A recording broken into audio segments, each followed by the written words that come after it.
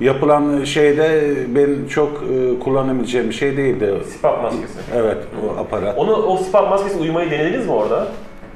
Sabaha kadar tabii şey yaptılar. Ne hissettiniz mesela o maskeyle? Neler yaşadınız? Çok rahat edici bir şey değildi. Ben rahat edemedim yani, uyuyamadım. Sabaha kadar sözle 70 defa kalbimin durduğunu, çalıştığını söylediler orada. Peki bu protezi geldik, biz de yaptık. Sonra neler değişti? Neler hissettiniz kendinizde?